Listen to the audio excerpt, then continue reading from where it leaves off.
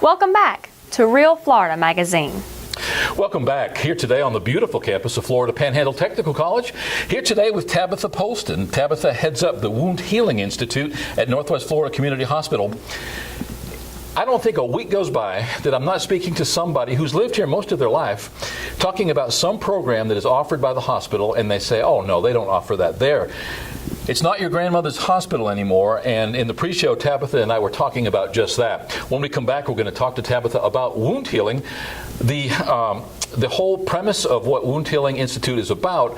More importantly, the opportunity perhaps for you to avail yourself of those services if you need them, and many times you just might, just like me, be ignorant about what types of situations may require that hyperbaric treatment. We'll be right back.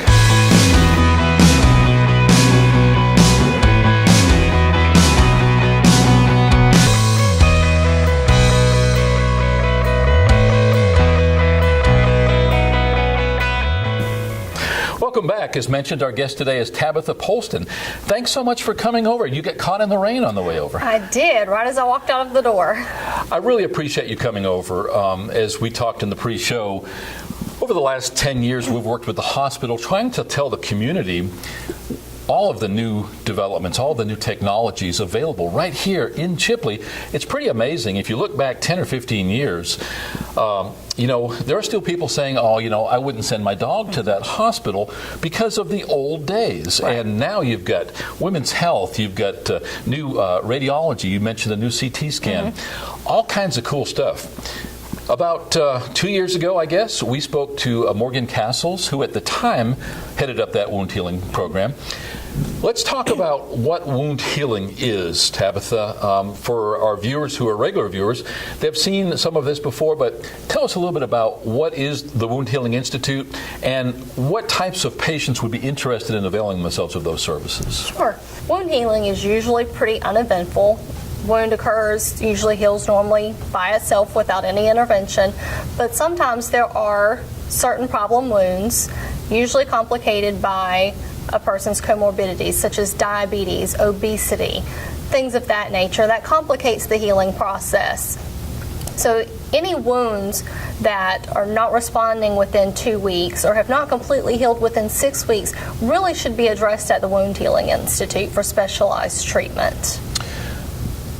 And that simplifies it completely, much simpler than what I've thought about it in the past. So if I've got pre-existing health conditions, typically those are going to be the reasons that cause a wound not to heal. Correct. It's not necessarily going to be the kind of wound, because if I happen to be a fast healer and I'm blessed in that fashion, but some people take a long time to heal. Right. Some people don't heal at all, in which case then you avail yourself of these services. Talk about the technology involved. I think we understand the fact that what you're doing is basically saturating the patient in a very high concentration of oxygen, promoting that healing. But talk to us in layman's terms about what's actually happening in that hyperbaric chamber. Well, when we put a patient in, they're in that enclosed environment, 100% oxygen, and it's pressurized about 3 times the amount of normal pressure. So what that does is the body just soaks in that oxygen and it responds to that site that needs healing. It helps fight off infection and helps heal that wound much faster.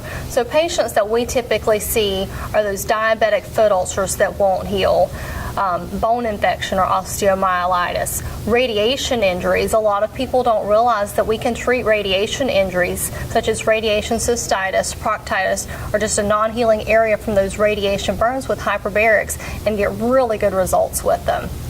Now, would some of these slow to heal or non-healing wounds be inside the body as well as out? Absolutely, and a lot of times with the radiation injuries, the radiation cystitis and proctitis, you don't see those. It's not a wound. It's something happening within the body. They either have frequent urination, painful urination, things of that nature, and hyperbarics can help heal that area. Now we're showing some footage now of your lab, and at this point you have 2 chambers. Correct. When you first started, you had a single chamber, and actually we let the community know when you got the second one. That was about the time that Morgan came in, I believe. Dr. Vardanian used to head up the program. I believe your medical director is now Gabe Berry? It is. He's been with us for a little over a year now. He's our sole physician and is doing an amazing job. He has a wonderful bedside manner with patients, and so far all the patients really like him. Gabe probably knows most people coming in who, if they've lived here any period of time. Right. Local guy, played football. His mom actually works as the executive or assistant executive secretary for the CEO of the hospital. Right. So let's back up a little bit. It's a glass tube, like a giant test tube, for lack of a better Pretty much. description. You've got a door, an airlock at one end. The patient is slid into that, and then they have had, at that point, prescribed for them some sort of a regimen, and I would imagine that is duration, number of treatments, and all that. Talk Correct. about how that part of it works. So the duration and the number of treatments really depends on the diagnosis. For example, a diabetic foot ulcer, their treatment length will be 120 minutes, and we usually start about 30 treatments. After that 30 treatments, we reassess the patient and see if they need to continue. Some injuries or conditions only require 90 minutes. So those are the 2 options, 90 minutes and 120 minutes depending on the diagnosis. And again, we usually start around 30 treatments and reassess during that time and continue if needed. Now, the actual oxygen that's used, I've often wondered, if it's a foot, why haven't they come up with some kind of a device that clamps around the foot? But regardless of the severity or the size or the location of the non-healing wound, you must put the whole body in. Correct. On one hand, it does make sense because you put them in there, you close the door, you pump it up, and you're good to go. Talk a little bit about the physiology involved, and then let's go on to the comfort of the patient and the fact that it is transparent. They've got the opportunity to watch movies and all that. Talk about that whole experience. Well, there are devices out there actually that you can put just the foot in or just the arm in. However, that's not the best way that it works. Your skin doesn't just absorb the oxygen, so that's why the whole body is immersed. You have to breathe in that oxygen so the whole body soaks it up. Makes sense. So when the patient is in, they're able to bring movies from home. We try to keep a library of movies for the patients to choose from. They can bring CDs, listen to music, or watch whatever's on television. We have cable hooked up. So they can lay there and watch TV, take a nap. That's a pretty relaxing experience. Now for those that suffer from claustrophobia, afraid of those enclosed environments, Dr. Berry can prescribe them something to help calm their nerves during that time, so we don't have that issue. But they're supervised the entire time by a certified hyperbaric technician. The technician sits right there between both chambers so he can see them at all times. So if there's ever an issue, the patient just can't stand it and wants to get out, we can bring them out. And also, of course, there is the chance that something could happen if a patient has a seizure in the chamber or anything like that. The technician is right there watching the entire time and can pull them out quickly. We have so many protocols in place to address those issues should they happen. Yeah, and I'm glad that you mentioned the claustrophobic part. I've never been claustrophobic my entire life, but I had to have an MRI about 1.5 years ago. They started putting me in, and I started immediately squeezing the emergency alert. I couldn't do it. And I asked the technician, and it was at the hospital here, and she said that sometimes when men particularly hit their 60s, they start to have these kinds of things, and had never, I used to cave dive and go thousands of feet underwater into caves. Never bothered me. I went to the open MRI and still couldn't do that. And they finally gave me 5 grams of Valium, I think, and it put me out basically. Right. And so, do you find that despite the fact that it is transparent, I mean, it is like going inside of a big milk jug, do you find that there are some claustrophobic patients that you still run into? More than what I would have ever imagined. We do run into a lot of patients who have that fear of being closed in. Usually the medication helps. I can only think of one in my 1.5 years that he still couldn't do it even despite the medication. Usually the medicine is enough to relax them, calm their nerves. And a lot of times, once they try it a time or two, they're a lot more comfortable with it. They're like, oh, okay, this wasn't as bad as what I thought it was going to be. So a lot of it's the anticipation. Right. You say you go up to 3 atmospheres with the oxygen in your hyperbaric chambers. Correct. Is there a decompression sequence that you have to go through? We don't treat those at our facility. Those have to be treated at an emergent facility. Well, no, I guess what I'm asking is, because you pump them up to 3 atmospheres, can you just open the door at any time, or do they have to actually... No, they do have to decompress. It's usually a period of about 10 minutes is the rate we go at. Okay. In your case, all you're trying to do is hypersaturate that patient's body with 100% medical O2. Correct. People sometimes discount or don't realize the healing or restorative properties of oxygen. We breathe 21% oxygen in the air around us. Right. You put in 5 times that. Now, are there symptoms similar to nitrogen narcosis or that kind of thing that is associated with oxygen for the general population, or maybe just for certain people? Are there times when people cannot tolerate, in other words, that 100% oxygen? I've never run into that before. Okay. I'm just looking for possible issues here, because I've been in there when you've had 2 patients. And like you say, you've got an attendant or a physician or whoever it happens to be between the 2. And that's a pretty weighty position, because at one time I know that, and we've cleared it with both patients when we shot the video and told them what we were going to do, and they were good with it. But we're one of those to kind of, for lack of a better term, freak out. You'd have to be really good with people, because maybe the first step would be to try to get them to calm down, not just pop the door. Correct. Because if you do that, you've got to start all over again. So I would imagine that part of what goes into your job is being a good people person. Correct. And our hyperbaric technician, Billy, is really good. There's a telephone on the outside of the chamber, so he can communicate with them at all times. Some patients he has had to sit there and talk with the entire 10 minutes till they reach the bottom, and then they're usually pretty comfortable. Do you have to clear your ears? Are you're going through all that process as well? Yes, and a lot of times the first few treatments, he has to talk them through various techniques to clear their ears. But usually once he has, given them several techniques to try, they usually clear their ears and there's no further issues. When you first started the Wound Healing Institute at Northwest Florida Community Hospital, it was fairly well cutting edge. I know that it's become more the norm, and I would imagine now it's simply a matter of finding new and better and more efficient uses for the technology. Are you finding that there are more applications for that as time goes on, that we're finding that medically we can treat other things besides just the wounds that we were starting at the beginning?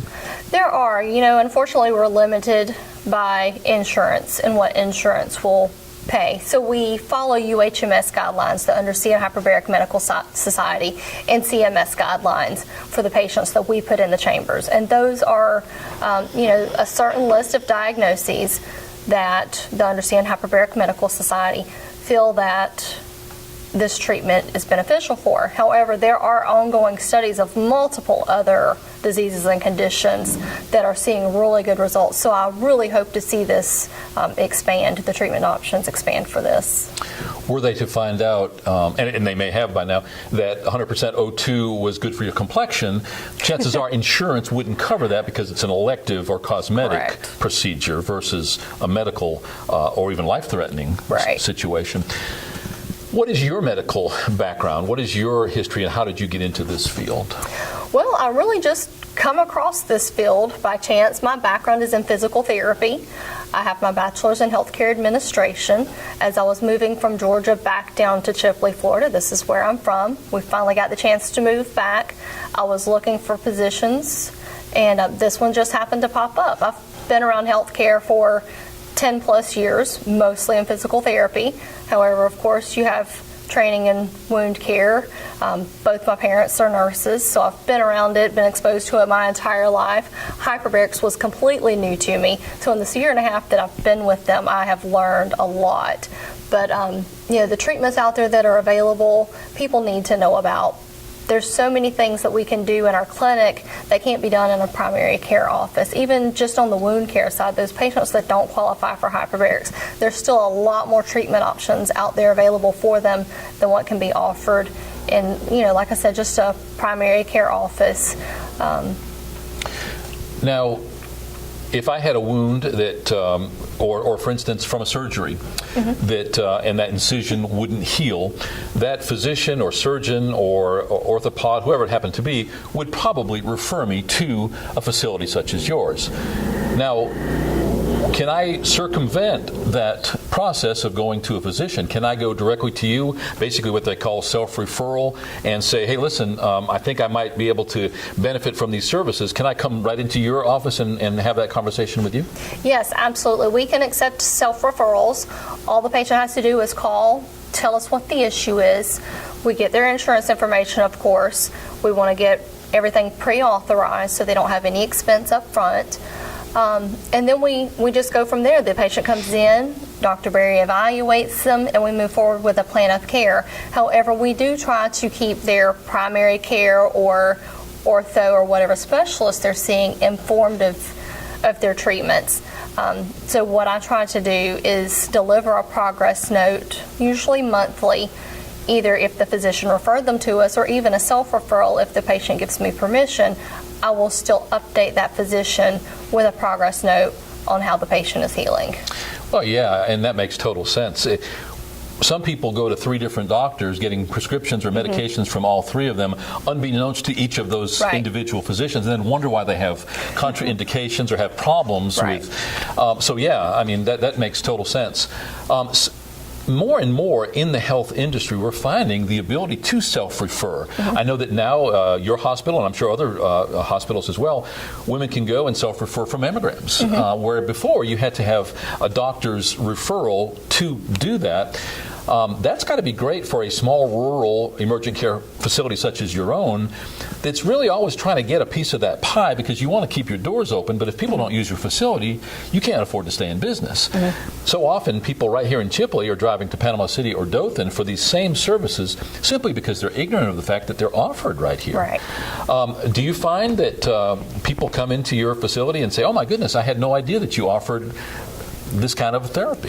Yeah, we get that all the time, and like I mentioned earlier, I do the marketing for the Wound Healing Institute, so I'm always out and about in the community, speaking at Council on Aging, going to local health fairs, and a lot of times it leads into conversation about other health issues. And I find that people don't know we have podiatry, we have cardiology, ENT, women's services, and several others, and they don't know that. So absolutely, people out there, be aware of what your community offers so you're not driving that hour and a half to Dothan and Panama City. Well, MRI is a big thing. I think they're a couple days a week at the hospital. But the fact that you can keep from having to make that long drive, a lot of folks just don't like driving that hour and then an hour back for a 20-minute procedure. And sometimes it just doesn't make sense. My wife picks at me all the time. I don't want to leave town. She can't get me to go to Panama City or Dothan. I'm happy and I can be more productive not having to make those long drives. So when I found out I could get my MRI, little did I know that I was going to be claustrophobic, and so I couldn't take advantage of it as it turned out. But I was pretty happy to find out those services were available here. Again, give us a list of symptoms and types of conditions for which hyperbaric or wound healing would be appropriate, and why maybe somebody with those conditions should maybe look into your services a little bit closer. So for the Wound Healing Institute itself, we see just about any wound you can think of. Diabetic foot ulcers, pressure ulcers, venous and arterial ulcers, skin tears, dog bites, insect bites, anything you can think of. We've probably already seen it. We've recently had a lot of burns come through. So it's just any wound that has difficulty healing or is staying there for a long time. If you can't get it to heal, come on in and see us, especially those diabetic foot ulcers. Those can turn bad quick. So you really don't want to put those off. If you've got an ulcer that's been there 2 weeks, come on in and see us, and we can help you out and get you on the right treatment plan. And then for hyperbarics, those diabetic foot ulcers, again, once they meet certain qualifications, osteomyelitis, which is bone infection, that can be a result of a pressure ulcer, diabetic foot ulcer. The radiation burns and injuries that I mentioned, failed grafts and flaps. So if you've had surgery, the incision was closed and it has opened back up, that could qualify you for hyperbarics as well. There are other conditions that are treatable with hyperbarics, but those are usually emergent conditions, and we're a non-emergent facility. Okay. Do you stay busy?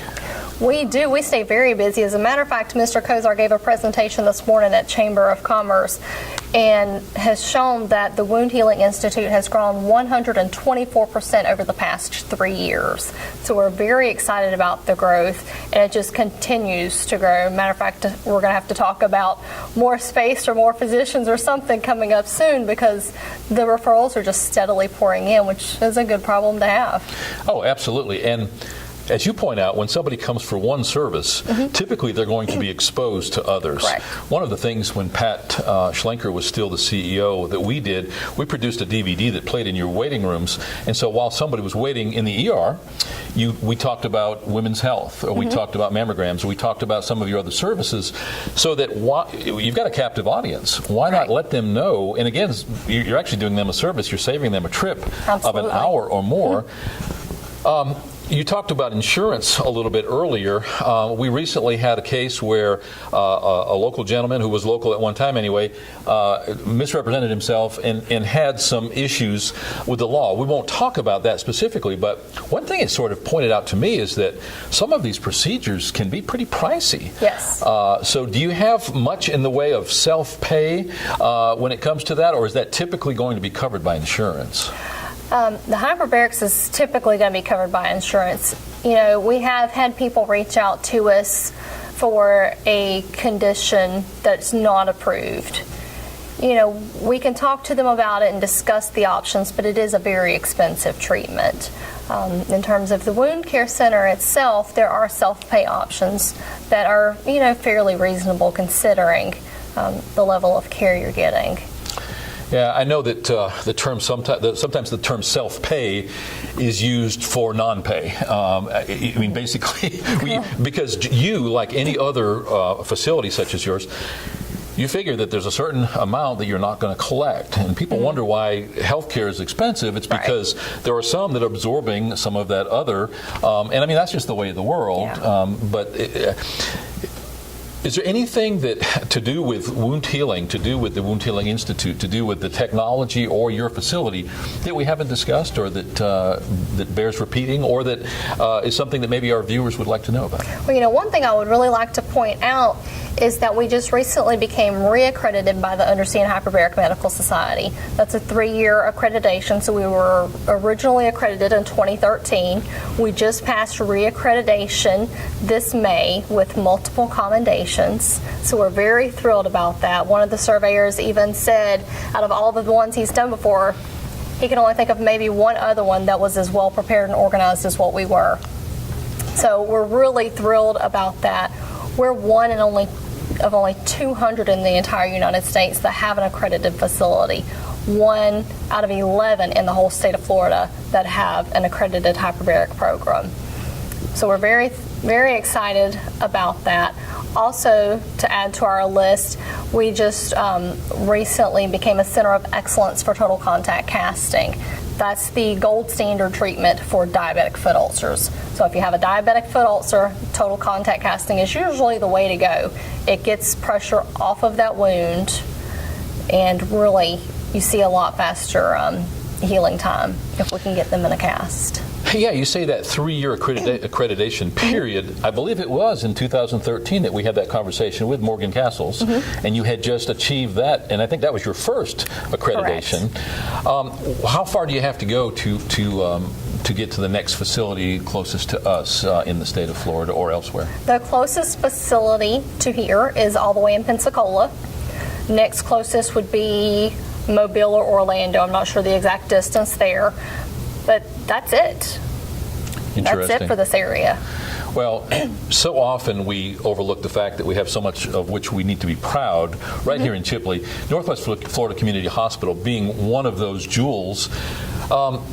I would imagine a day doesn't go by that you don't talk to somebody that goes, wow, I didn't know that. I didn't know that you did that. I didn't know you had that service available. What all you mentioned that you do some of that marketing effort. What do you do to let the community know about it?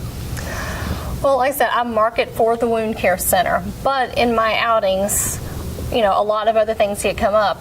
I run into patients with diabetes, and they may not have a wound yet. So, of course, I probe into it and ask, do you have a podiatrist? Don't clip your own toenails. Do you have a podiatrist? Did you know we offer podiatry 2 days a week? And so we're constantly getting into that. A lot of people don't know. So when I am out and about in the community, I really try to point those things out so people know, because a lot of the people in this area, they don't want to drive. They don't feel like driving. They don't have transportation. A lot of them can't afford the gas to drive to Panama City or Dothan. May not have a caregiver to take them. So they need to know what all services are offered right here close to home for them. I mean, it saves a lot of time, money, and a lot of energy, especially for our elderly population. I imagine part of your effort is visiting physicians and Absolutely. surgeons. Are you finding that they are receptive to your information and that they are referring? Yes, I mean, we are the only wound care center in this area, unless you travel to Panama City or Dothan. So we do get a lot of referrals from the physicians out of Jackson County, Washington, Holmes County. We even get referrals from Panama City and Dothan. The doctors recognize, the patient lives close to Chipley, let's refer them back there. So that's part of my efforts too. I meet with the physicians, make sure they know we're here. I like to, like I said, give them progress notes on the patients they give us so they can see the good job we're doing. I take out case studies, so maybe the physicians that we haven't gotten patients from see the good job we're doing and can refer those patients to us. But yes, I'm always out. I'm up in Dothan visiting physicians, Panama City visiting physicians, all around the area, constantly trying to educate not only the community themselves, but the physicians as well. Thanks so much for taking the time today. You're welcome. What I'd like for you to consider is maybe coming on quarterly or however often it warrants, and let's talk about what's new within wound healing. But as you point out, you have the opportunity to talk about other things. We've been trying to get the hospital to do this for a while. David Eaton, Mr. Kozar, several of the staff have participated over time. I just think there's just way too many benefits for the community not to take advantage of that. So please consider that. Thank you. You're welcome. And tell Mr. Kozar when you go back that we would like to hear from other departments. And at the end of the day, it's all about letting people know what's convenient, what's affordable, what's available right here in their own community. Absolutely. Thank you again. You're welcome. Our guest today has been Tabatha Polston, heading up the Wound Healing Institute at Northwest Florida Community Hospital. All too often, we are unaware of what we have right here at home. One very poignant example is wound healing right here at Northwest Florida Community Hospital.